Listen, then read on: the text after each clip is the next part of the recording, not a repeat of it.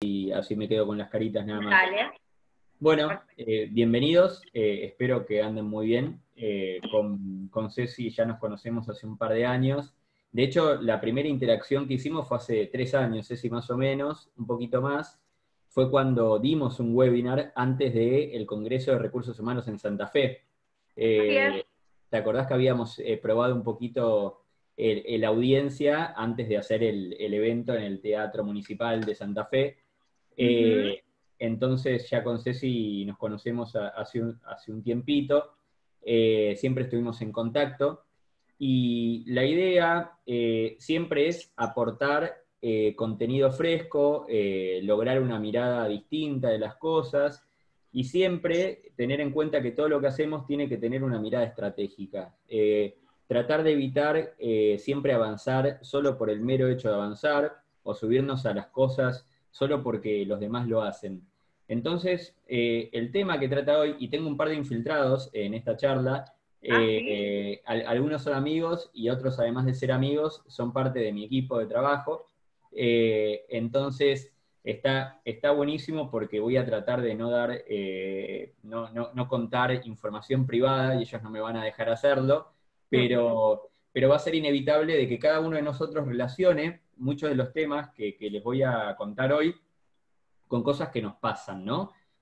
Porque ocurre muchas veces que el emprendedor o la persona que trabaja dentro de una empresa se tiene que enfrentar a cuestiones mucho más complejas de las que nos prepararon en su momento. Nadie nos dijo que teníamos que salir a vender, nadie nos dijo que teníamos que salir a relacionarnos con gente que está enojada, nadie nos preparó para poder contener crisis. Entonces, un poco la idea de esta charla es una mezcla de marketing digital y marketing relacional, que son dos de las disciplinas que amo, ¿no? Y creo que están íntimamente relacionadas. El marketing relacional viene hace muchos años y hoy está mucho más vigente que en cualquier otra época. Es increíble, es algo que no viene de ahora. Sin embargo, el marketing relacional hoy es casi más relevante que cualquier otra disciplina. Y les voy a contar un poquito por qué. Vamos a basar esta charla o este workshop o este espacio que tenemos entre nosotros, y está bueno que podamos tener también entre nosotros cierto relacionamiento como para que esto haga sentido. Les voy a contar un poquito de cómo evolucionó el marketing tradicional o el marketing ese que muchos vieron en la facultad o vieron en algún curso hace mucho tiempo, cómo evolucionó hacia el marketing digital de hoy. Después les voy a contar un poquito de cómo se gestionan las relaciones de manera estratégica. Después vamos a tocar algunos métodos de relacionamiento y vamos a terminar como un regalo, como una chapa, algunos de los modelos de negocio digitales que hoy son los más importantes en el mundo de hoy, ¿no? Que encima esta charla o esta estrategia de charla, yo no la pensé para una época de pandemia, pero hoy tiene más valor todavía, porque hoy el relacionamiento, bueno, quizá no en Santa Fe, quizá no en Mendoza, pero ustedes bien saben que en Buenos Aires nuestra situación es distinta, y todo lo que sea digital hoy tiene un poquito más de peso o mucho más peso que el que tenía antes. Y a mí me gusta empezar siempre con un ejemplo, con una analogía, y es para distinguir primero la faceta operativa de la estratégica de lo que siempre trabajamos, ¿no? Entonces, a mí me encanta que este concepto quede muy claro desde el comienzo, y les voy a hacer una analogía muy rápida. Imagínense que Romeo está abajo, Julieta está arriba, Julieta está en un balcón, Romeo quiere llegar a Julieta. Entonces, yo me pregunto, ¿qué acciones debería realizar Romeo, ¿sí?, para llegar a Julieta? Entonces, imaginen que tenga una escalera, porque antes mi presentación tenía una escalera, pero la persona que diseñó o me rediseñó la presentación me la borró, la tengo que volver a agregar. Pero imagínense que Romeo tiene una escalera y tiene dos grandes decisiones que tomar. La primera, y les diría que es, no sé si la más importante, pero una de las más importantes, es dónde coloca esa escalera, ¿sí? Y la segunda gran acción o decisión que tiene que tomar es el subirla. Entonces, el dónde colocamos la escalera, en la posición que colocamos la escalera, la vamos a llamar la faceta estratégica de lo que hacemos, o el marketing estratégico, o la planificación estratégica. Es hacia dónde vamos, es la dirección de hacia dónde vamos. Y el subir los peldaños lo vamos a llamar la faceta operativa, el marketing operativo, las cuestiones del día a día. Entonces, Romeo puede colocar la escalera muy bien, la puede colocar en el lugar correcto, pero si la sube demasiado lento, no va a llegar a Julieta. Al mismo tiempo que podría colocarla a mitad de camino y subirla muy rápido, es decir, operativamente somos muy efectivos, pero estratégicamente no lo somos, entonces ahí tampoco llegaría a Julieta. Y el problema, cuando tenemos problemas estratégicos, es decir, colocamos mal la escalera, puede ocurrir que la subamos muy rápido, pero después hay que bajarla. Entonces, subir, bajarla, todo lo que eso implicó es pérdida de tiempo y recursos y nunca llegamos al objetivo, que en este caso sería Julieta. Entonces, una cosa muy importante para grabárnoslos a fuego, todos, es una frase que decía Peter Drucker, que es el padre de la administración, el padre de la administración moderna, que decía, la cultura se desayuna a la estrategia. Entonces, muchas veces tratamos de implementar cosas en nuestras empresas, con nuestros equipos, o tratamos de implementar cosas con otros equipos o con proveedores, pero la realidad es que la cultura que tenemos, la cultura en la que estamos inmersos, o la cultura de la organización, hace que muchas de las acciones estratégicas se mueran o se mueran desayunadas por la cultura del entorno en el que estamos trabajando. Entonces, jamás descuidemos las cuestiones culturales a la hora de planificar nuestra estrategia. Fíjense que la cosa se va poniendo compleja, porque al principio les hablé una escalera, les dije, bueno, en principio la estrategia estaría buenísima, definimos la estrategia, después la subimos, no, pero pará, la cultura hace que la escalera se mueva, ¿sí? La cultura genera una dimensión nueva, que es, quizá le ponemos aceite al piso y la escalera no queda tan fija como nosotros queremos. Entonces, una cultura fuerte ayuda a una buena estrategia que con la operación o con el marketing operativo podemos llegar a esos objetivos que tenemos. Entonces, hicieron una encuesta hace ya varios años en la cual le preguntaban a varios gerentes de marketing por qué pensaban que los clientes nos abandonaban, por qué pensaban que los clientes dejaban de operar con nosotros o dejaban de comprarnos. La mayoría de los gerentes de marketing respondieron, bueno, sí, porque hay competencia que tiene mejores precios, respondieron que nuestros productos no son de la suficiente calidad, respondieron de que tuvieron malas experiencias con nosotros, pero la realidad, cuando hicieron esa misma investigación y le preguntaron a los clientes por qué nos habían abandonado, la respuesta y la conclusión que se sacó fue la indiferencia era lo que había generado que esos clientes se vayan, la no atención, el sentirse maltratados cuando tuvieron un problema. Entonces, la primera conclusión que sacamos de esto es, la cosa sería no evitar los problemas, sino es cómo estamos para resolverlos cuando esos problemas ocurran. Entonces, la indiferencia es mucho más doloroso que un mal producto.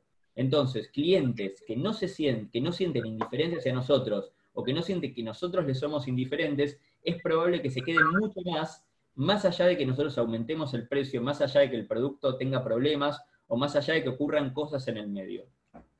Entonces, acá hay un ejemplo que es muy interesante de la gestión de las relaciones, que este tweet tiene un año y medio, que era una persona que se llamaba Sole, ¿sí? Y tuiteó en ese, bueno, se imaginan la aerolínea, quizá lo conocen, aparte ahí no lo saqué en la parte de abajo, que decía, Sole decía, soy celíaca y estoy embarazada. Entonces, arroba a la aerolínea, no me puede dar mi vianda porque como tiene los aviones en reparación, subcontrato una empresa y no previo casos así, vuelo 20 horas. Y fíjense cómo responde el bot que tenía la TAM en ese momento, en lugar de realmente dar una respuesta humana, responden hola celíaca. En lugar de poner hola Sole o hola Soledad, le responden como hola celíaca.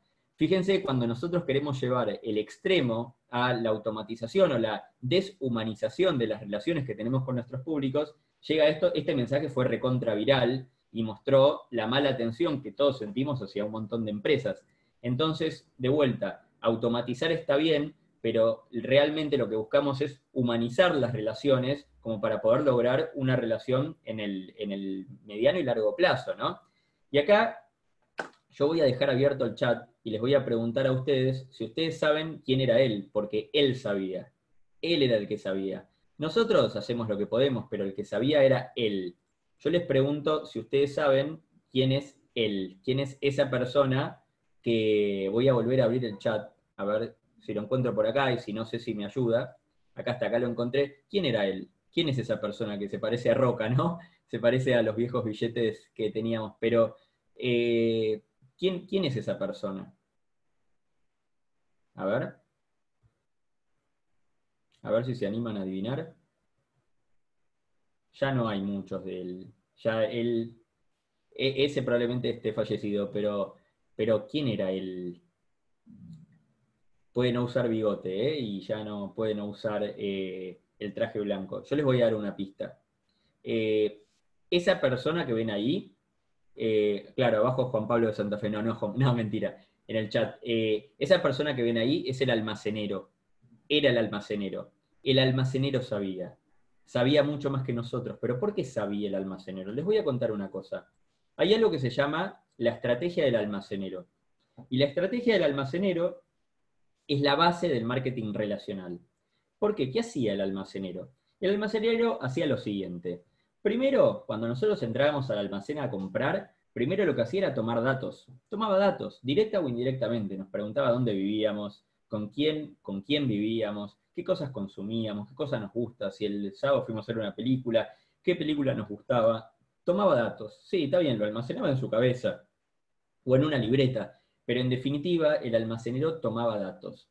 Esos datos que tomaba el almacenero los convertía en información, es decir, me hizo acordar al abuelo, bueno, ahí está Lucía, tu abuelo sabía entonces.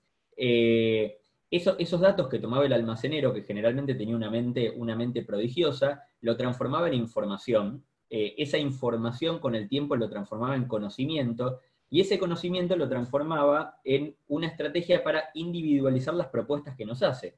Por ejemplo, nosotros íbamos al almacén y decía, bueno, ¿por qué no comprás tal cosa que va con otra? Vos que cocinás todos los domingos tal cosa, ¿por qué no te llevás que me llegó tal harina especial? Entonces el almacenero nos conocía tanto que podía individualizar una propuesta. Díganme qué supermercado el cajero nos recomienda cosas para comprar, ¿no? ¿Pero por qué? ¿Por qué ocurre esto? Porque en un caso limitado, en un grupo limitado de clientes, esto se puede hacer, pero llevado a una organización grande, es inviable tener un conocimiento profundo del cliente. ¿O no? ¿O sí? No lo sé. Digamos esto por ahora. Sepamos que por ahora el marketing relacional va mucho más allá del almacenero, pero el almacenero fue el primero que aplicó una estrategia viable y una estrategia de marketing.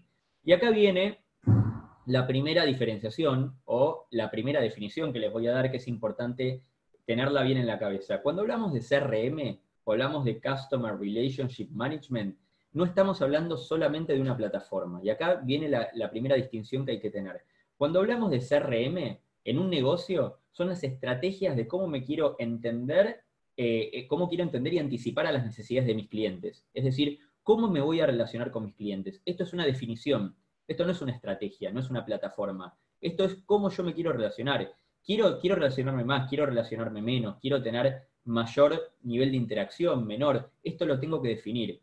Y luego existen plataformas que me ayudan a capturar, consolidar, analizar y distribuir la información que yo tengo de mis clientes para aplicaciones de negocio o de lo que sea. Entonces, esto es importante. ¿Cómo me quiero relacionar? Tiene que ser una definición. Y les voy a dar un ejemplo muy claro de errores que cometen empresas con respecto al relacionamiento con los clientes. Imagínense esta situación. Si yo tengo muchos clientes y tengo un equipo pequeño para atenderlos y pongo un teléfono y el teléfono lo pongo en la web y la gente me llama, pero yo no los puedo atender porque no tengo tiempo para atenderlos, eso es una mala estrategia de marketing relacional. Una buena estrategia es definir los métodos de contacto con los cuales yo sí puedo hacerme cargo y no mentirle al cliente en el cual va a llamarnos y va a estar 500 horas. Fíjense que hace 10 años las telcos, los planes bajos, los que tenían planes prepagos, jamás iban a dar con un operador, jamás iban a poder hablar con la persona humana, iban a tener que interactuar con el IBR, con la máquina, eternamente, porque había un árbol en el cual hoja y hoja y rama y hoja y volvía a la rama anterior y nunca dábamos con una persona. Eso no es marketing relacional, porque el marketing relacional es decir, si a mí me sale más caro atenderte que la rentabilidad que vos me dejás por mes, yo te doy un método de contacto que a mí me sale menos, pero te atiendo bien. Entonces, de a poquito, acá en esta presentación que les voy a ir, digamos, valga la redundancia, presentando, vamos a ver algunas cuestiones de cómo tenemos que tratar a los clientes de tal manera que a la compañía le convenga, porque en definitiva las compañías tienen un lucro, en general, a menos que sean una ONG, pero tienen un lucro, pero al mismo tiempo tenemos que tener un enfoque relacional. Entonces, hay un modelito, que este sí lo presenté en Santa Fe, ¿sabes, Ceci? pero es un modelito que a mí me encanta porque sirve un poco para catalogar las relaciones que tenemos con nuestros clientes. Fíjense que es muy interesante. Se llama el modelo de satisfacción y vinculación. Este modelito divide o nos obliga a dividir nuestros públicos o nuestros clientes en 4 cuadrantes o en 4 sectores. Tiene 2 variables importantes. La primera es el nivel de satisfacción que está en el eje de la SI, que es qué tan satisfecho está un cliente con nosotros. Entonces puede estar muy satisfecho o muy poco satisfecho, alto o bajo. La satisfacción puede ser alto o baja. Por el otro lado, en el eje de las X, tenemos la vinculación, qué tan vinculado está hacia nosotros. O sea, si está muy vinculado hacia la izquierda, o si está muy poco vinculado, es hacia la derecha. Entonces, esto es interesante porque esto es una matriz teórica, cualquier cliente podría estar en un extremo y no podría estar en cualquier punto de esa matriz, pero para simplificarlo lo vimos en estos 4 cuadrantes: los apóstoles, los mercenarios, los rehenes y los terroristas. Entonces, ¿quiénes son los terroristas? Y acá los chicos de One se van a reír un poco porque van a encontrar muchas analogías, pero realmente esto es así. ¿Quién es el terrorista? El terrorista es un individuo, es una persona que tiene muy bajos niveles de satisfacción, presente o pasada con la compañía, tuvo malas experiencias y no tiene demasiado compromiso. ¿Pero qué significa tener bajo compromiso? Bueno, bajo compromiso significa, puedo ir a la competencia sin mayor esfuerzo, yo no me puedo cambiar de compañía de gas o de luz porque estoy muy vinculado, puedo estar contento o puedo estar muy enojado, pero la realidad es que yo no me puedo cambiar de empresa de luz, estoy muy vinculado. Pero de repente, con mi compañía de celular, ya tengo algunas opciones. Entonces, yo puedo estar muy poco satisfecho y tengo poco compromiso, porque desde que salió la ley de portabilidad, yo puedo cambiarme el número sin mayores problemas. Entonces, bajo nivel de satisfacción, bajo compromiso futuro con la empresa, una o varias malas experiencias, son personas que nos salen a matar en todos lados. Nos salen a matar con sus amigos, con sus familiares, en redes sociales, pero la realidad, que lo que nadie dice, es generalmente la existencia de un terrorista suele ser culpa nuestra, suele ser culpa de la empresa. Porque no todas las personas tienen baja satisfacción y baja vinculación al mismo tiempo. Generalmente ocurre que suele tener alguna otra un poquito más alta. Entonces, si realmente tiene todo bajo, pasó a ser de otro tipo de cliente y es culpa nuestra en general de que se haya transformado en terrorista.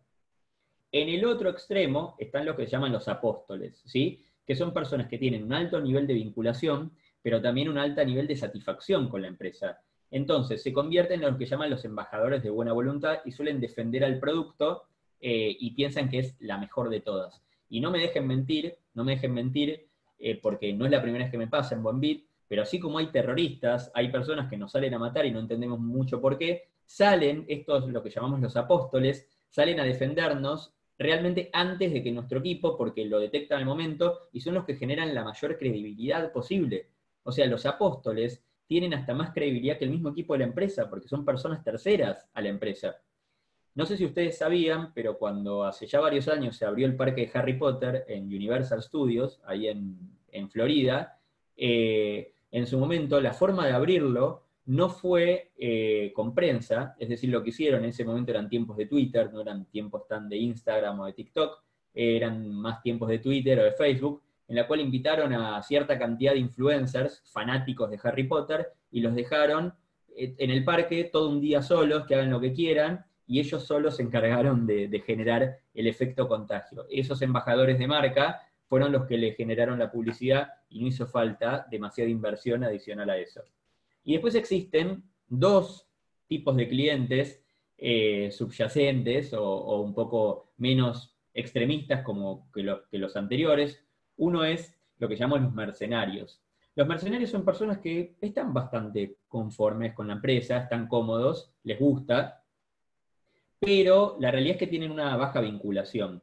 Entonces, el mercenario es un cliente que generalmente se va a ir por precio. Es una persona que por más que está contenta, está satisfecha, pero cuando ven un competidor que tenga un precio un poco mejor que el nuestro, se va a ir. Y la realidad es que no podemos evitarlo y hay que poder identificarlos. En lugar de tratar de transformar al mercenario en un, digamos, evangelista, lo que tendríamos que buscar es entender quién es mercenario y buscar que no se transforme en un terrorista. O sea, lo mejor que podemos hacer es que se mantenga así o se vaya, pero que nunca se transforme en terrorista.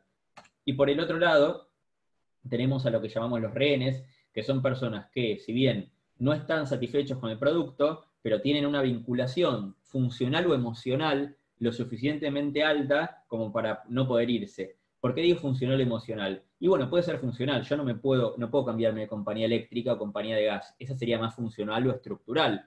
Pero también hay personas que no se van porque les da fiaca, porque les da lástima, porque ya tienen un historial con la empresa, porque sus amigos tienen el mismo. Entonces, se transforman en rehenes de la empresa. La realidad es que un rehén, en el momento que logra desvincularse o logra que la vinculación sea más baja, se puede transformar en terrorista. Entonces, todas las empresas que mantuvieron rehenes todo este tiempo o mantuvieron mercenarios, tienen potenciales terroristas. Eso es lo que ocurre cuando aparece la competencia y dejan de ser únicos o dejan de ser incumbentes o dejan de ser la única empresa que trabaja en determinado mercado. Cuando la vinculación baja, todos esos rehenes se transforman en terroristas. Y acá no hay síndrome de Estocolmo. O sea, el rehén se va a transformar en terrorista y nos va a salir a matar por todo ese tiempo que se la hicimos sufrir. ¿Vamos bien? ¿Sí? Excelente. Bien. Les voy a contar algunas cositas entonces que son interesantes. Esto yo lo llamo los nuevos perfiles de consumo. Se decía en su momento que para el 2025 el 75% de la fuerza laboral iba a ser millennial. Esto se está adelantando, ¿no? Porque básicamente todos se están transformando en millennials, también los que no lo son por definición. Pero más allá de eso, algunas cosas que son interesantes es el 75% de los adultos con smartphone no pasan más de 1 hora sin chequearlo. Esto ya, mira, creo que ya caducó porque prácticamente el 90 y pico. Siempre cuando lo doy en una clase hay alguno que dice que no, pero generalmente la mayoría. El 75% de los millennials se desconecta 1 hora o menos al día. Casi el 90% de las personas piensa que las empresas deberían alcanzar sus metas cuidando la sociedad y el ambiente. Esto era algo que no lo exigíamos antes a las empresas. Era algo que nos parecía inocuo, pero hoy, cuando nos enteramos que una empresa contamina, cuando nos enteramos que una empresa tiene malas prácticas con respecto a sus públicos, ya no nos gusta y estamos dispuestos a comprar en una más cara solo por el hecho de ser más responsable. El 50% de las personas chequean sus celulares antes de ir a dormir y cuando se levantan. Claro, si acá les pregunto, debemos ser el 90 y pico también. El 92% de las personas confía más en información online que en otras fuentes. El 75% de las personas no cree lo que las empresas dicen en las publicidades. Y por último, y esto sobre todo de los millennials, pero el 70% consulta reviews antes de hacer una compra. Y acá no me voy a detener porque voy a volver con esto en breve. Algunas cosas interesantes de los millennials específicamente. El millennial es una persona que en general sigue rituales, entonces casi el 90% confía en las mismas marcas, trata de repetir, confía en la marca que ya le resultó bien. Y el 75% se decepciona cuando una marca cambia su rutina. ¿Esto qué significa? Cuando de repente le cambiamos la forma de hacer algo, cuando le cambiamos un proceso, cuando le desdisponibilizamos un producto. Casi el 90% se ve influenciado por tener acceso real a la información, y hay un dato estadístico que es muy interesante, que es el 50% de los clientes de Walmart en Estados Unidos eligen One Day Pickup. Escuchen bien, One Day Pickup. ¿Qué significa esto? En Estados Unidos los sistemas logísticos son espectaculares, la gente obtiene el producto en el mismo día o al otro día, pero el 50% de los clientes de Walmart lo van a buscar. Entonces, ¿por qué pasa esto? Y esto no tiene que ver con que no llega o que tienen miedo que no llegue. Esto tiene que ver con la ansiedad, con la inmediatez, con la necesidad de tenerlo ya. Fíjense que a veces nosotros, Mercado Libre, que ya tiene a veces envío en el día, y aún así estamos dispuestos a ir a buscarlos porque lo queremos ya el producto. No podemos esperar un día, no podemos esperar durante el día, ya ni hablar de medicamentos o de cuestiones de salud. Estamos hablando de cosas que muchas veces no son realmente necesarias o indispensables. Aún así, la gente las quiere ya. Y algunas definiciones de los milenios, no las tomen digamos, de manera literal. Pero cuando hablamos de millennials, generalmente estamos hablando de una generación entre 19 y 34. Hoy se corrió un poquito, hoy estaríamos hablando de los que hoy tienen entre 18 y 19 hasta casi los 40 años, se puede extender un poco. Un adolescente no es millennial, esto es importante aclararlo. El millennial no es un adolescente. Si bien se puede comportar como un adolescente, ¿sí? Tenemos millennials que se comportan como adolescentes, pero por definición el millennial no es un adolescente. Ahora van a entender por qué. Generalmente con los estudios que se hizo se dieron cuenta que los millennials son confiados en sí mismos, hiperconectados, optimistas, creativos, esperanzados, adeptos a la tecnología, autosuficientes, orientados a metas y objetivos, impulsados por el éxito, enfocados en el estilo de vida, preocupados por el mundo, sobreeducados y subempleados. Fíjense qué interesante eso. O sea, mucha educación, poco trabajo. Es una generación con mucha educación, y acá lo que les decía, para el 2025 serían casi el 75% de la fuerza laboral, pero el 15% ya están a cargo de compañías. O sea, esto no es un pronóstico, esto es una tendencia. O sea, esto ya, y probablemente se adelante, ¿sí? Entonces, hasta acá. Les voy a contar un poco de cómo evolucionó del marketing que se hablaba en la facultad, o el marketing que se hablaba hasta ahora, y cómo evolucionó en este marketing digital que estamos hablando hoy. Entonces, hay algunos atributos que a mí me gustaría contarles de qué es este marketing digital del que todos hablamos y el que muchos piensan que es circunscribirte a hacer una campaña en Google, hacer una campaña en Facebook, y no tiene nada que ver con eso. Esos son solamente herramientas que están dentro de una estrategia más grande. El marketing digital tiene mucho más que ver con el criterio en los cuales yo me relaciono en los entornos digitales. Entonces, empezando por la mentalidad. La mentalidad de las empresas en el mundo tradicional era contar una historia desde adentro hacia afuera. Era contar lo que tengo para decirle, pero no me importaba lo que el cliente tenga para opinar sobre eso. No me importaba lo que le causaba. Simplemente yo hablaba, el cliente escuchaba. Yo generaba contenido, el cliente lo recibía. Y ahí terminaba.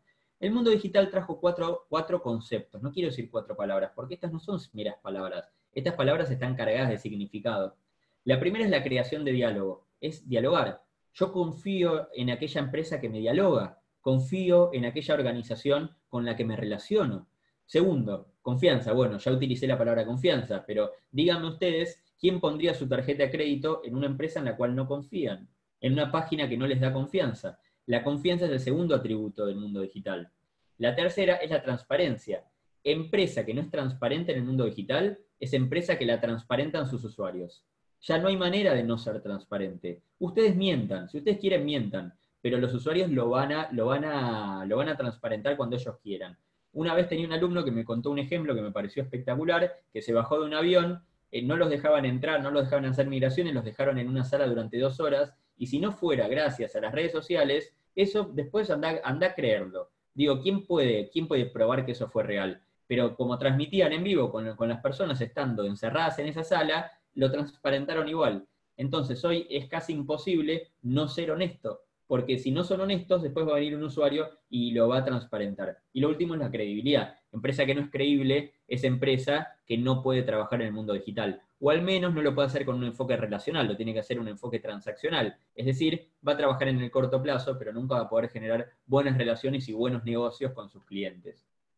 El segundo atributo, que es importante, es lo que llamamos el valor de marca. Es decir, ¿qué es el valor de marca? Es ¿por qué mi marca vale? No, mi marca no es, o el valor de mi empresa no es necesariamente el valor de mis activos. El valor de mi marca en el mundo tradicional era el renombre que tenía una marca. ¿Cuánto vale Renault? ¿Cuánto vale Fiat? ¿Cuánto vale Mercedes-Benz? Vale la marca, ¿sí? Más allá de la estructura que tenga. Sin embargo, el mundo digital trajo un concepto adicional al renombre que sigue teniendo peso, que son lo que llamamos los otros atributos, por ejemplo el buzz, o la viralización, o el boca a boca, ¿sí? Cuando hablamos del marketing viral, hablamos que determinadas marcas son muy propensas a vender sin mucho esfuerzo, porque el boca a boca es un atributo muy pesado en el mundo digital. Entonces, por ejemplo, ¿por qué iPhone no necesita hacer demasiado ruido cuando saca un modelo nuevo? ¿Por qué Samsung cada vez que saca un S nuevo, un S10 o lo que fuere, ya automáticamente están todos como locos tratando de investigar? Porque hay atributos que son muy pesados y en el mundo digital son muy valiosos. Después, el punto de la segmentación. No estamos dando, digamos, una charla solamente de marketing, pero les cuento. Cuando nosotros trabajamos en marketing, la forma de llegar a nuestros públicos es a través de la segmentación, es decir, los subdivido como para poder trabajar cómodo, para poder hacerle llegar un mensaje distinto, una oferta distinta, una forma distinta de relacionarme, porque para mí no todos los clientes son igual de importantes. El marketing tradicional segmentaba por edad, por lugar geográfico, por salario, por costumbres, pero el mundo digital o el marketing digital dijo, eso está bien, pero a mí el género no me explica nada, la edad no me explica demasiado, las costumbres son difíciles de traquear o son difíciles de identificar.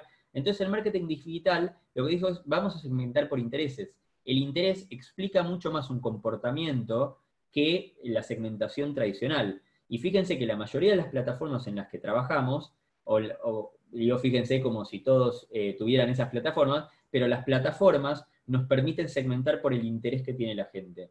Y es mucho más interesante, valga la redundancia, saber si una persona tiene interés en finanzas o en compras de bienes de lujo, que si vive en determinada provincia o si es hombre o mujer o lo que sea. No nos importa. Nos importa cuál es el interés concreto. No lo vamos a saber de manera exacta, pero sí nos va a servir muchísimo para poder orientar nuestros esfuerzos de marketing.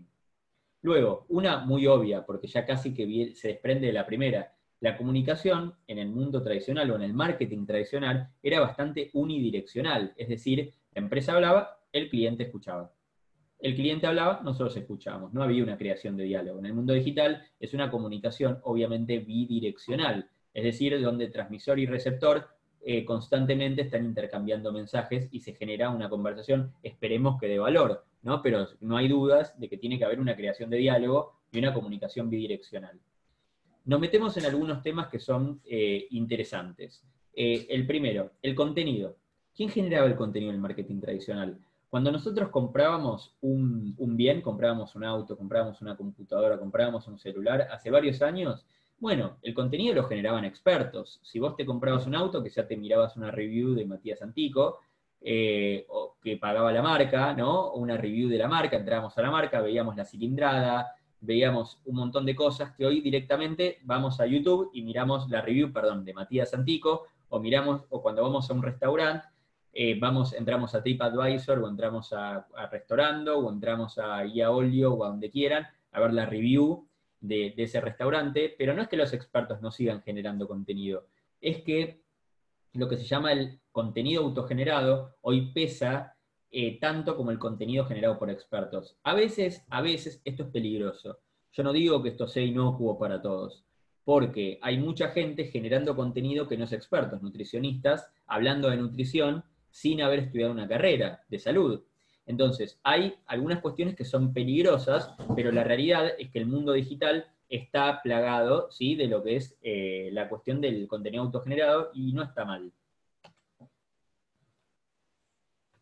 Y acá viene lo que les contaba recién, que es el concepto de reviews. En el mundo tradicional era la empresa misma la que hacía sus propias reviews, y en el mundo digital los mismos usuarios, además de la empresa, son los que hacen reviews de forma independiente. Y esto también los chicos de Bombit me lo pueden confirmar, en la que nosotros, por más que hagamos un montón de reviews sobre nuestra propia plataforma, son los mismos usuarios los que lanzan sus propias reviews y son mucho más creíbles, ahí Romy confirma, pero son tanto o más creíbles que la que puede hacer la misma empresa, exacta o inexacta, pero honesta. Entonces ahí viene lo interesante que ocurrió en el mundo digital. Bien, concepto de estrategia. En el mundo tradicional nosotros planificábamos y hacíamos una estrategia que se suponía que se iba a mantener durante varios años. Se planificaba de 5 a 10 años. O sea, decíamos, ¿cómo se ve la empresa acá a 10 años? Nosotros acá no sabemos cómo vamos a estar acá de acá a 5 días. Y acá ni siquiera estoy hablando de la cuarentena, estoy hablando antes de la cuarentena y mucho antes de cualquier problema específico político que tengamos o hayamos tenido. Entonces, la estrategia en el mundo tradicional era en la que Romeo podía colocar la escalera y subirla tranquilo. Y sabía que cuando termine de subirla iba a llegar a Julieta. En el mundo digital no significa que la escalera se le mueva o se le tambalee todo el tiempo, pero sí Romeo tiene que saber que muchas veces esa escalera la va a tener que adaptar. Y según las cosas que pasen y según cómo nos tengamos que adaptar al entorno, esa escalera va a tener que probablemente moverse varias veces hasta llegar a Julieta. Más de una vez. Entonces es importante tener feedback del entorno, tener feedback de los clientes, para poder adaptar nuestra estrategia lo suficientemente rápido para poder llegar al objetivo y no quedarnos en la mitad y no quedarnos de manera testaruda a mitad de camino, porque nos costó mucho subir hasta la mitad, operativamente muchos recursos, pero a lo mejor Julieta ya está en otro lado, ¿sí? Entonces, ustedes pueden elegir seguir subiéndola, pero a veces hay que bajar y adaptar la estrategia y ser flexibles. Y la última que les voy a contar de este mundo, digamos, digital, es el concepto de jerarquía y búsqueda. el contenido en el mundo, en el marketing tradicional, se buscaba en los canales preestablecidos. ¿Qué quiere decir esto? Que si yo tenía una duda hace muchos años, iba a la enciclopedia. O sea, digo, había una enciclopedia que tenía tomos. Si ustedes querían una definición o querían saber algo que pasó, iban a ver una enciclopedia. Digo, esto no fue hace 100 años, esto estamos hablando de algo que ocurrió hace 20 años, ¿sí?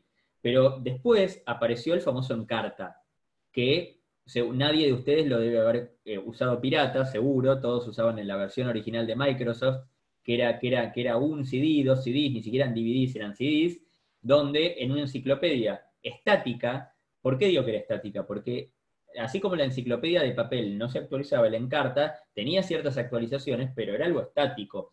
Entonces, se buscaba de manera, ¿sí? De manera no semántica, se ponía de manera literal. Yo buscaba un término y se buscaba exactamente el término que yo ponía. Después apareció la famosa Wikipedia, ¿sí? Y Wikipedia mató a la Encarta, porque de repente era open source, se actualizaba, era la base de datos del mundo. Y después apareció Google, ¿sí? Y mató a Wikipedia, o la indexó y se hizo cargo, ¿no? De todo eso. Pero ¿por qué les cuento esta historia? Porque el contenido originalmente se buscaba de manera literal. Los conceptos, no había algoritmos que interpretaban lo que yo quería decir. Pero el contenido en el marketing digital, el contenido se busca de manera semántica. Es decir, Google no busca lo que yo le pongo literal, sino que me dice, vos quisiste poner esto. Yo sé lo que vos quisiste poner. Vos en esta frase no quisiste poner esto, vos estás buscando esto. Y la verdad que le pega bastante bien.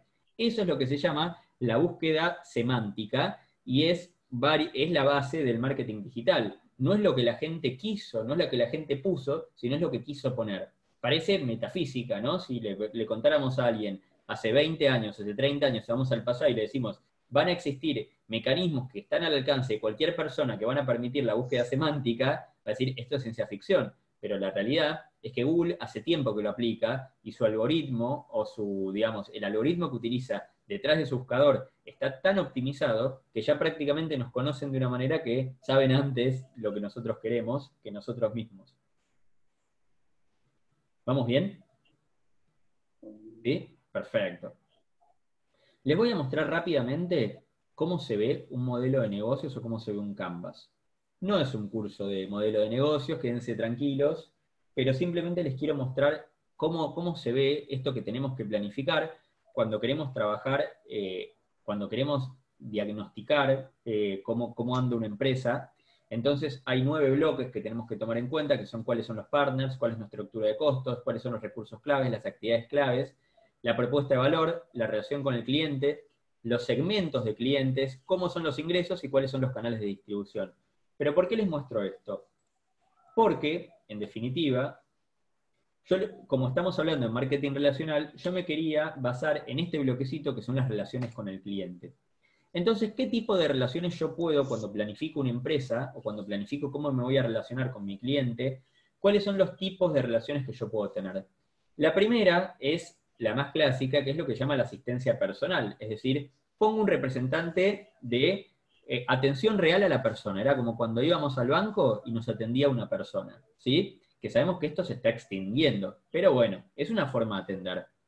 La segunda es lo que llamamos la asistencia personal exclusiva. Es decir, te atiende una persona humana, pero te atiende alguien siempre el mismo. Entonces, acá sería la diferencia entre tener una tarjeta Gold del banco y tener una tarjeta Platinum o Black, donde siempre nos atiende la misma persona, nos da el teléfono, nos da el WhatsApp, etcétera, etcétera.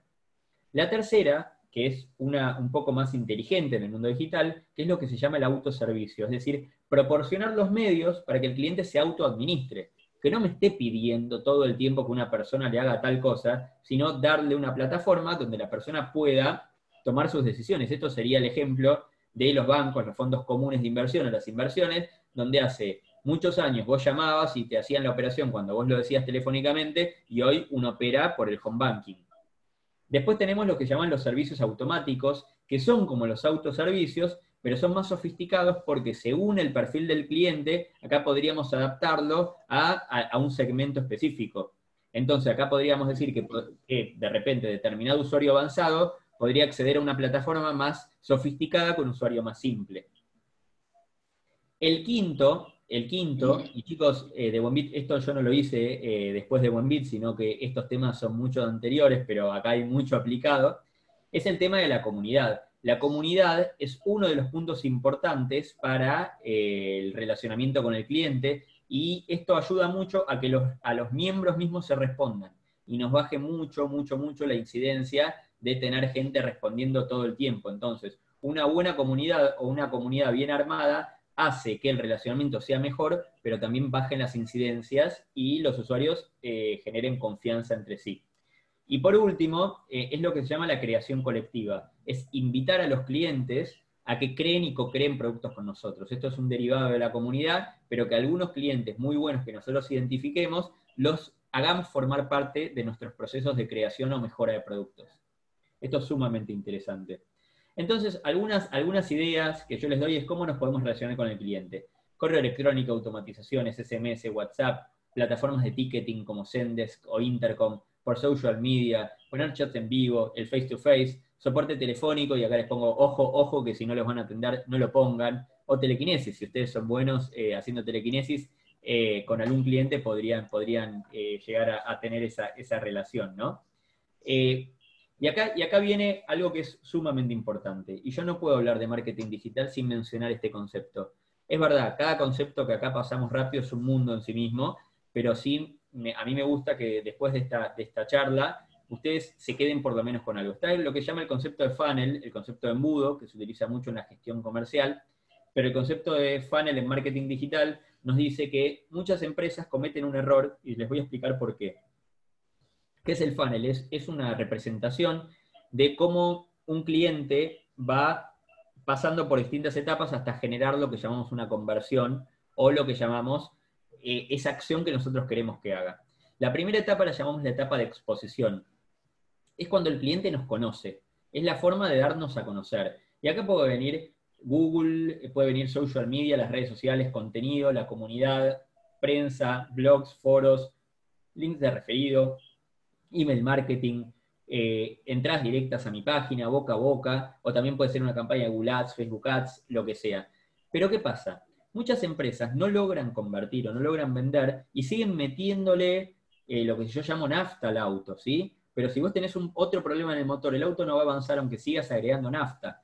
Entonces, la segunda etapa es lo que llamamos la etapa discovery o etapa de navegación, en la cual el cliente empieza a navegar, empieza a entender un poco de qué va la cosa, y ahí puede generar lo que se llama el tercer paso, hallazgo o interés. Es decir, entró a mi local, miró la vidriera, está mirando la vidriera, eso sería la navegación, y el hallazgo, ve lo que le interesa y lo sostiene en la mano.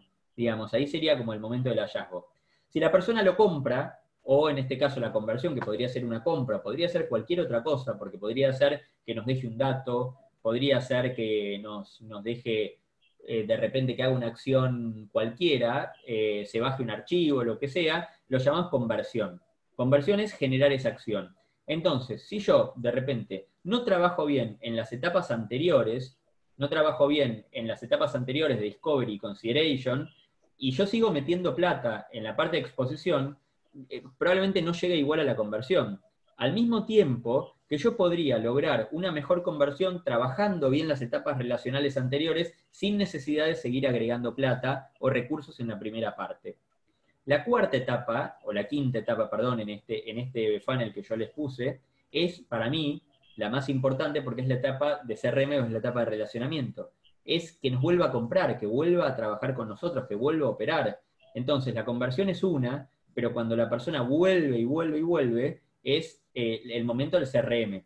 Y el último es el momento de la fidelización, es cuando eso lo repite a lo largo de la vida, a lo largo del tiempo. Lo ideal sería llegar al último paso. Sabemos que hay personas en todos los pasos que vamos a trabajar acá, pero lo inteligente es entender que no todas las personas están en la misma etapa. Y es importante que en lugar de seguir agregando tráfico y tráfico y tráfico, también entender un poco qué cosas podemos hacer para optimizar este proceso y que cada peso, cada dólar que invertimos genere una mejor conversión.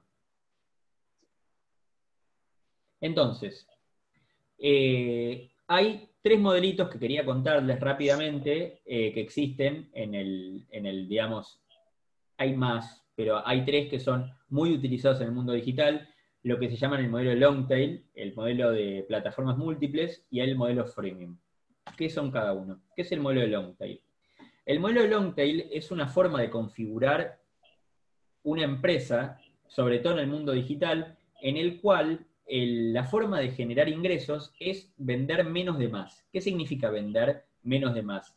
Significa tener una enorme cantidad de productos, pero que no me importa cuánto vendo a cada uno. Mi negocio va a estar en tener mucha variedad. Por ejemplo, hay una página que cualquier persona, muchos de los que trabajamos en el mundo digital, la conocemos, que se llama Shutterstock, que es una página que nos bajamos ahí imágenes pagas, vectores, pistas de música. Fíjense el eslogan de Shutterstock. Más de 50 millones de fotos, vectores, videos, pistas de música en stock.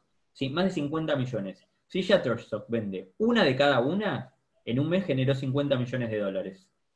Entonces, fíjese qué interesante este modelo long tail, que no le importa cuánto vende cada uno, porque generalmente el secreto está en tener bajos costos de stock y tener una plataforma que lo soporte, pero que en definitiva su modelo es la cantidad de variaciones que tengo y no cuánto vendo cada uno. Mercado Libre, Amazon, eBay, en definitiva, entre otros modelos, porque mezcla, tiene un modelo de long tail, porque Mercado Libre no echó a ningún vendedor por vender un solo producto. Mercado Libre siempre va a querer tener cualquier cantidad de vendedores, va a querer la mayor cantidad que pueda. Es lo mismo, es como si dijéramos que Uber va a echar a un conductor por tomar un solo viaje al mes. No, Uber quiere la mayor cantidad de conductores porque su base o su ingreso va a depender de la suma de todos, no de cuánto haga cada uno individualmente. Hay un segundo modelo que se llama el modelo de plataformas múltiples, que es un modelo también muy utilizado en el mundo digital, que se basa en conectar dos personas o dos grupos de personas interdependientes y contrapuestos. Conecto compradores con vendedores, conecto personas que quieren viajar con conductores, pasajeros con conductores, contrato gente que se quiere hospedar con gente que tiene propiedades ociosas. Entonces, el modelo multiplataforma lo que busca es intermediar entre dos personas que si no fuera gracias a mí, nunca se hubieran conocido. Las redes sociales también funcionan como una multiplataforma, o también los sitios de citas también funcionan como multiplataforma. Entonces, es súper interesante porque generalmente estas empresas se quedan con una comisión de la transacción o nos venden una suscripción, entonces son sumamente interesantes.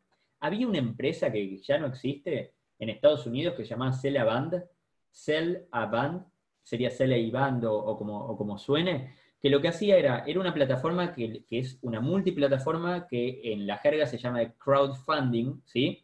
Que lo que hace es, en lugar de buscar a grandes inversores, buscamos que muchas personas aporten un poquito para una causa. Entonces, Celaband era una empresa que buscaba músicos y sus fans los ayudaban a bancar el nuevo disco, ¿no? Cuando las bandas sacaban discos. Entonces, hoy lo meten en Spotify directo, pero en ese momento tenían que grabar su primer CD. Entonces, en Celaband lo que hacían era, los fans podían bancarles la grabación y después, nada, les podíamos dar un premio, les dábamos un regalo, les dábamos una band premier, los dejábamos asistir. Había premios. En Estados Unidos hay dos páginas muy famosas, una se llama Kickstarter y otra se llama Indiegogo, que son páginas para que la gente ahí pone proyectos y logran financiación. En algunos casos estamos hablando de financiación de 10, 15, 20 millones de dólares, y dar un premio o dar una recompensa a la gente que va haciendo esos aportes. Súper interesante. Y el último modelito que les cuento por hoy es el modelo que se llama Freemium, que es también muy interesante. El modelo Freemium es dar a una porción de los usuarios un servicio totalmente gratuito con el afán de que en algún momento logremos que ese usuario se vuelva premium, como es el caso de Spotify. O sea, yo lo puedo mantener toda la vida freemium, pero le voy a agregar valor de tal manera de que esa persona en algún momento va a querer pagar, no van a ser todos, pero va a querer pagar como para poder elegir el tema que escucha, no tener anuncios, lo que sea, pero el modelo freemium no es un modelo por tiempo limitado, no es como Netflix que nos dan un mes gratis y después nos cobran. El modelo freemium es un modelo en el cual la gente se puede mantener eternamente en ese estatus. Y después tenemos empresas que combinan todo, empresas que tienen un modelo freemium combinado con un multiplataforma, combinado con un long tail, y ahí es cuando empieza la magia de la generación de modelos de negocio, ¿no? Skype tiene un modelo freemium, donde casi todos que usamos Skype, cada vez menos, pero lo usamos gratuito, pero se pueden comprar servicios como crédito para llamar a teléfonos fijos, para tener un número propio, etcétera, etcétera, etcétera. Entonces, para resumir y para ir finalizando. Primero, primera conclusión que sacamos hoy. Pasar de la retención a la fidelización. Está bien retener a un cliente, pero cuando nosotros lo tenemos que retener es porque algo no hicimos del todo bien. Entonces, cuando lo logramos fidelizar, no estamos dándole cosas a cambio para que se quede. Fíjense cuando ustedes se quieren ir de su compañía de cable, de teléfonos, y ustedes amagan a irse, de repente les hacen una oferta de retención. Pero ¿cuántos de ustedes llamaron a Netflix diciendo me voy a ir, reteneme? ¿Cuántos de ustedes le mandaron a Spotify, me voy a ir, reteneme? Si ustedes amagan que se van a ir, van a ver que les hacen algún escandalito. Prueben a hacerlo. O no, no importa. Pero el punto es, tenemos que lograr trabajar con un paradigma de fidelización en lugar de retención. Segundo, pasar de un enfoque del precio al valor. ¿Qué significa esto? Si nosotros logramos dar un producto y tener un buen relacionamiento, le sacamos a la gente de la cabeza la cuestión del precio. No significa que no mira el precio, significa que el valor que le aportamos va a pesar mucho más que el precio y va a primar la relación por sobre el precio. No significa que va a comprar algo que no pueda, pero sí vamos a lograr tener una relación a mucho mayor plazo. Después, aprender a ser analíticos y estratégicos. Ya acá no es que le podemos pedir a alguien venir y ponerme la escalera, que la subo, o pongo la escalera yo y viene subila. Entonces, todos tenemos en este mundo digital esta dualidad entre lo analítico y lo estratégico, entre colocar la escalera y subirla. Luego, aprender a escuchar. Entonces, el mundo de hoy nos da la posibilidad de escuchar y de interpretar lo que nuestros públicos nos dicen o hablan, inclusive antes de lanzar cosas. Eso es algo increíble que antes no pasaba. Entonces, la escucha activa, por algo tenemos dos orejas y una sola boca, pero la escucha activa es sumamente importante, sobre todo en el mundo digital, se volvió más relevante. Esta ya la dije varias veces, pero para mí es importante, generar relaciones a largo plazo. Este es el enfoque relacional que a mí me gusta y que creo que todos deberíamos tener. Utilizar todas las herramientas disponibles, hay miles de herramientas, muchas son gratuitas, no hace falta tener un budget de corpo para poder acceder a herramientas muy valiosas, pero las herramientas no sirven de nada si ustedes no tienen la base o no saben para qué lo están haciendo, ¿no? Las herramientas no los van a ayudar si ustedes no, digamos, yo les doy un martillo o les doy un pincel y no van a hacer una obra de arte si ustedes no tienen la base.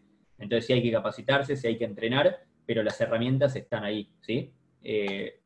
Después, generar una reputación online es importante, no quedarnos solamente con la reputación física, como empresas o como personas. La reputación online va de la mano y es sumamente relevante. La capacitación constante, esto no hace falta que se los diga, pero sobre todo si están acá es porque eso lo saben, pero la capacitación constante es sumamente importante. Y acá viene la esencia del marketing relacional. Esta es la base del marketing relacional, que es tratar a clientes distintos de forma distinta. Esto es importante. No podemos tratar a todos iguales. No nos da el tiempo, no nos da el presupuesto, no nos dan las ganas. Sin embargo, esto jamás, jamás, jamás, esto hay que grabarlo, jamás significará tratar mal a un cliente o a una persona. Nunca. Es decir, tratar mejor a los mejores clientes. Y a los peores clientes, tratarlo como mínimo bien. Como mínimo bien. Y acá viene una que es aprender a ser creativos. Entonces, ese cartelito que dice sexo gratis, cuando lo ven a la ligera, se acercan es por la compra de 4 neumáticos, cualquiera sea tu sexo, llévate gratis el cambio de aceite. Entonces, esto sería una buena estrategia de lo que sería la parte de arriba del funnel, lo que llamamos tofu o top of funnel, traje a la persona. Bueno, después ustedes tienen que lograr convertirla, pero al menos es interesante utilizar formas creativas para generar un buen funnel arriba. Y por último, aprender a pedir ayuda. No hay nada más potente que pedir un consejo o pedir ayuda. Esto realmente es fuerte. Conozco muy poca gente que no está dispuesta a dar un consejo cuando la requieren.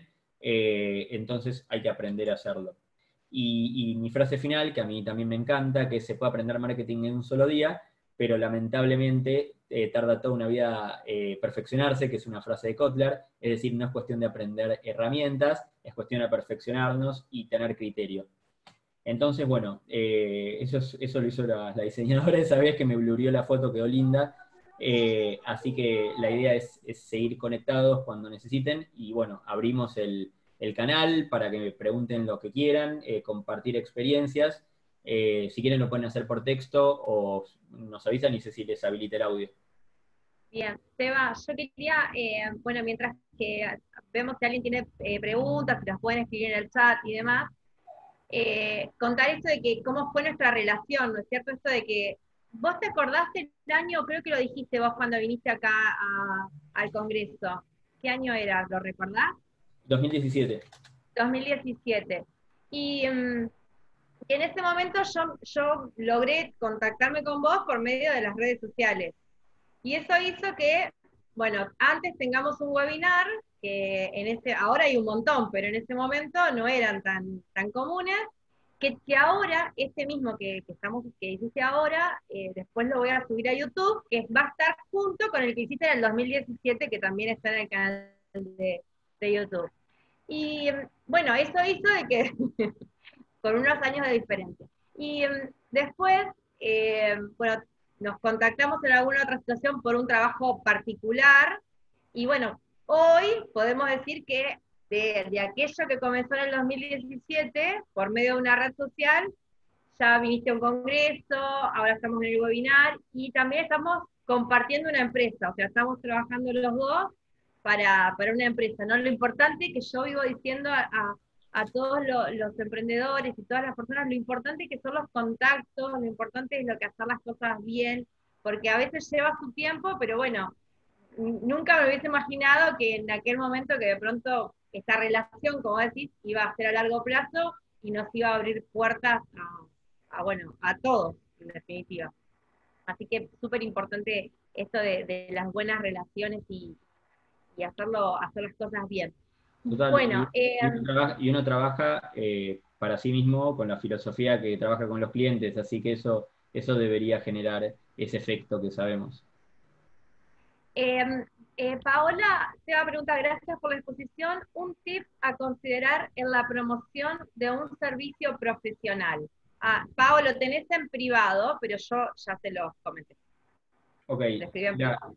hay algo que sí te puedo comentar, Pau, que es interesante con respecto al marketing de servicios profesionales, que lo estoy viendo hace tiempo eso. Creo que hay enfoques, algunos más adecuados que otros. Lo primero que te voy a decir es difícil dar un solo tip, pero lo primero que te voy a decir es no forzar, no forzar. Lo primero sería eso, no meterte en un terreno en el cual no te sentís cómoda. Eso es importante decirlo, porque no todos tienen que ser influencers en su disciplina. Digo, poder contar lo que hago o poder definir lo que hago, no necesito convertirme en un influencer. Entonces, no forzar a tener que subir fotos desde el baño todo el día o si sos profesional en un área, mostrar cómo trabajás de lo tuyo desde la pileta, digamos, no pasa por ahí.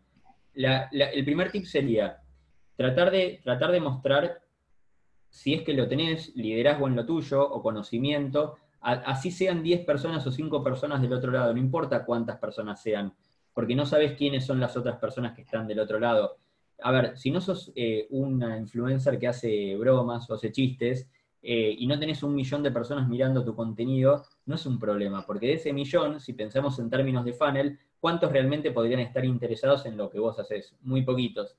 Entonces, en definitiva sería generar contenido de valor, elegir cuáles son los canales con los cuales lo querés compartir y empezar a trabajar con ese contenido. Entonces, está bueno, ahí yo estoy asumiendo de que vos querés dar a conocer tu trabajo, ¿no? Después hay muchas otras cosas, después podrías trabajar con clientes actuales y que den testimonio, pero digo, lo primero que estaría bueno es ponernos objetivos que tengan que ver con nosotros mismos.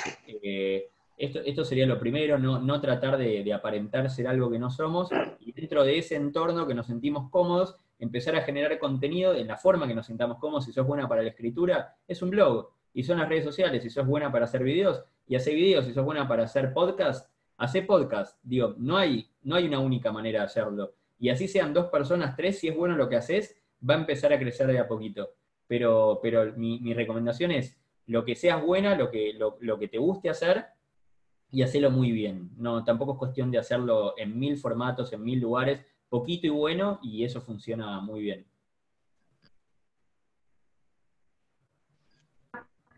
Gabriel quería hacer una pregunta. Ya te habilité el micrófono, Gaby.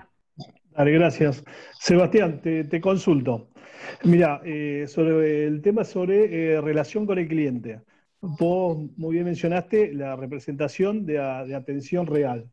Hoy, dado el COVID-19, Sí, muchos empleados están privados de poder realizar ese contacto face to face. Muy bien dijiste vos que, bueno, otra de las herramientas que podemos utilizar son las herramientas tecnológicas y la digitalización, que obviamente vino para quedarse. Mi pregunta es esto, y que muy bien vos dijiste de que no todos estamos en la misma etapa, y copié algo que vos dijiste, que generar una reputación online. ¿A qué te referís cuando decís reputación online? Y la segunda, con respecto a cuando era la presencia efectiva, presencial, a la virtual, ¿qué delay observás vos en estos meses, en estos 2 o 3 meses? excelente, excelente. ¿Qué significa, Gabriel, qué significa una reputación online? Trabajar una reputación online significa que si nosotros tenemos una buena reputación en el mundo físico, tratar de que en el mundo digital, llámese redes sociales, llámese blogs, llámese Telegram, llame donde quiera, la reputación sea coherente con nuestra reputación real. Digamos, por ejemplo, te voy a dar un ejemplo, pero muy de corto plazo, ¿no? Muy, no íntimo, pero bueno. A mí me pasó que generalmente acá muchos somos usuarios de las aplicaciones de delivery de comida. Y fíjate que el COVID dejó entrever las empresas que ya se habían adaptado a la transformación digital y los que no. Hay empresas que no se adaptaron porque no necesitaron, porque nacieron digitales. Y hay empresas que hasta ahora siempre sus dueños, que generalmente dueños que se negaron siempre a la tecnología, que cuando alguien, algún empleado de confianza venía y le decía, vos te tenés que sumar a esto, decían, no, que si me compran hace 50 años de la misma manera, ¿por qué no lo van a hacer? De repente un día pasó la cuarentena y se encontró con una estructura de 30 personas que no sabía qué hacer. Entonces, ¿qué ocurrió? ¿Qué significa la reputación online? La reputación online significa trabajar de manera, trabajar en el mundo digital para que nuestro nombre esté cuidado de la forma que sí lo estaba en el mundo físico. Y después me preguntaste qué delay hay en el, digamos, en el mundo, cómo, sería como una transformación, ¿no? De esa atención física que hoy se da en el mundo digital. Bueno, eso va a depender 100% de cómo nació la empresa. Si la empresa nació en el mundo digital, ese delay es nulo. Es nulo. O sea, la empresa ya se crea con un ADN digital, generalmente está compuesta por más millennials que otras generaciones, y el delay es casi nulo. En las empresas en las cuales tuvieron que transformarse con tiempo, que se vienen transformando hace un par de años, ese delay es menor. Hay un delay, hay un delay, pero es menor. Es un delay mucho menor porque tiene que ver con las personas que están del otro lado, nuestros colaboradores, que tanto se pudieron adaptar. Y las que se tuvieron que adaptar ahora sobre la marcha, eh, un desastre total. Y me da lástima, pero no. O sea, me pasa eso, porque fue testarudez, porque la transformación digital no viene hace 2 días. O sea, no viene hace 2 meses. Yo no digo que había que transformarnos digitalmente todo, pero ya sabían que se venía. Y el que no lo vio es porque no quiso. No hay peor ciego el que no quiere ver. O sea, realmente ahí es un lag, enorme y lo lamento, pero lo sabían. O sea, nada, lo lamento. No quiero usar otra palabra. Pero lo lamento. Espero que responda Gaby tu consulta. Sí, sí, sí, perfecto, entendido. Y es como muy bien decís, hay empresas hoy por hoy que hasta tienen hasta 4 generaciones trabajando dentro de una misma empresa. Si bien conviven y se relacionan, pero hay distintas etapas de reestructuración hasta personal, porque para rediseñarnos, a veces la empresa tenía que haber, como muy bien dijiste, tomar esto como cierta anticipación a los hechos que puede llegar a ocurrir. Esto obviamente lo tomó por sorpresa, podríamos ir a casi todos, y yo calculo que ahí la calidad entre lo virtual y lo presencial Creo que cuando hablamos digitalmente, y creo que vos muy bien lo mencionabas, tenemos que ser muy precisos y certeros en la comunicación, Exacto. porque no hay emociones entre el interlocutor, entonces muchas veces perdemos esa sensación que muchas veces lo tenemos cuando hacemos el face to face. Así que gracias por tus palabras, Sebastián. Es un gusto, es un gusto. Y ahí Diego pregunta, trabajo en un supermercado en una ciudad pequeña, tenemos mayoría de clientes de edad mayor, queremos atraer a nuevos clientes enfocándonos en los jóvenes, ¿me puedes hacer alguna recomendación, redes sociales o es todo sobre redes sociales? No, te cuento, Diego. No es todo sobre redes sociales, en definitiva, es pensar en una experiencia, es pensar en cómo nos queremos relacionar. Y en función de cómo nos queremos relacionar, ahí vamos a ver si queremos o no utilizar las redes sociales. ¿Por qué te digo esto? Porque si yo de un día para el otro quiero apuntar a los jóvenes, mis redes sociales están en cero. O sea, digo, mi Facebook está en cero, mi Instagram no me sigue nadie, mi Twitter está más solo que, no sé, no importa. Digamos, no es algo que pueda hacer un día para el otro. Entonces, lo primero que podrían hacer para empezar a apuntar al público joven es juntarse con el público joven, hacer una reunión, regalarles unas pizzas, unas cervezas si son mayores de edad, o hacer una merienda y preguntarles qué cosas necesitan, preguntarles qué les gusta, cómo se relacionan, y empezar a generar un relacionamiento genuino. A partir de ahí, pregúntenle qué redes usan, a lo mejor usan TikTok y ni siquiera usan Instagram. Entonces, empezar a preguntarles en qué redes, qué tipo de contenidos les gustaría, qué tipo de productos ellos se basarían. Pueden hacer una sección que sea una sección más joven en el supermercado, ahí pueden adaptar la web y enfocarse en una red que sea la que más utiliza ese público, porque si es una ciudad pequeña, tampoco van a esperar que no van a tener 200.000 seguidores. Entonces, quizá pueden hacer un grupo en WhatsApp con esa gente, pedirle los teléfonos, darles descuentos para determinados productos. Entonces, mi recomendación 100% es siéntense a charlar y vean cómo se comunican, cómo hablan y pídanles el compromiso de que cuando ustedes hagan acciones para ellos, ellos se suman. Así que esa sería mi recomendación, siempre partiendo de la base del cliente y no de lo que nosotros pensamos que podría pasar, porque generalmente cuando eso ocurre, no pasa. Digo, no.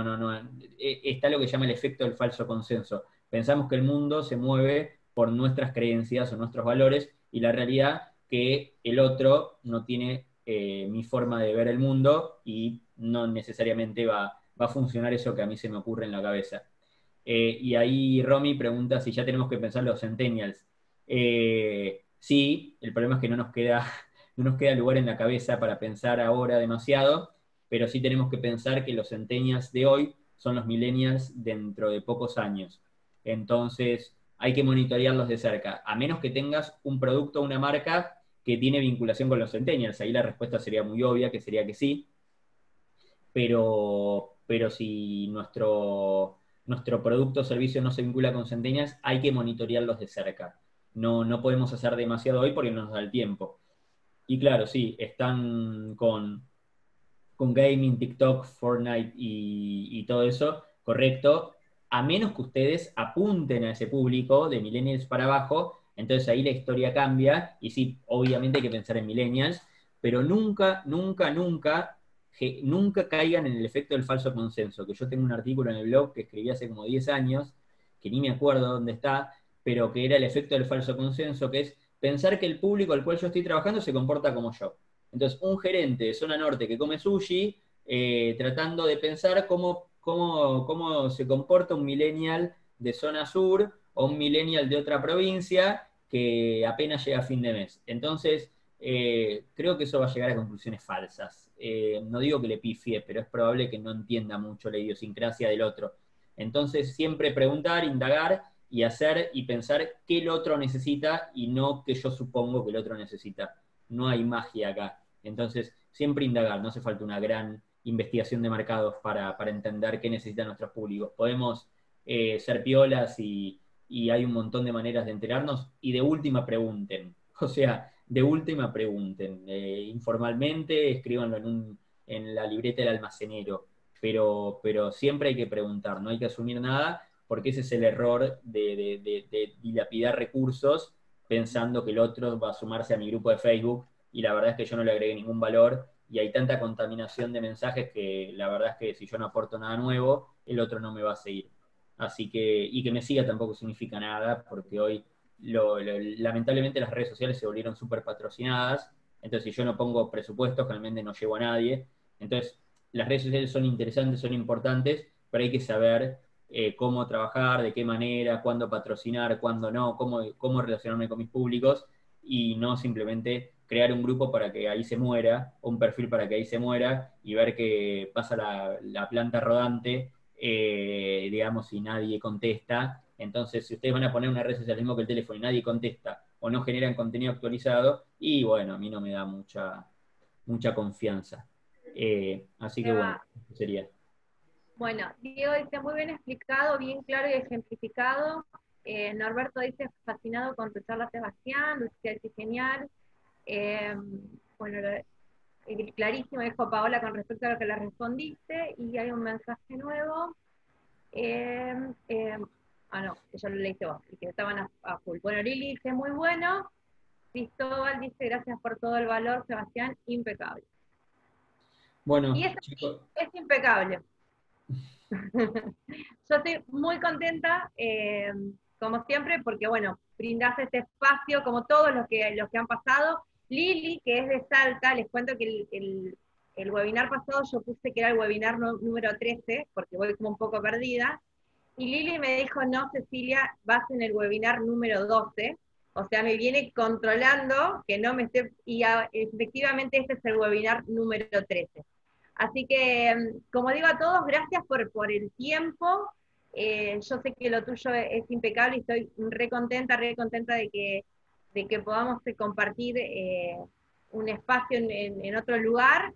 Y gracias, Eva. Gracias. Y bueno, ya pusiste donde te pueden seguir y seguiremos en contacto nosotros. así será. Gracias, chicos, que estén bien. Gracias a todos. El miércoles que viene tendremos otro webinar y después serán cada 15 días porque si no, no me alcanza el tiempo físico para llegar y hacer todo. Así que gracias, Eva. Muchas, muchas gracias. Te mando un Gracias, abrazo. Gracias a cuídense. todos.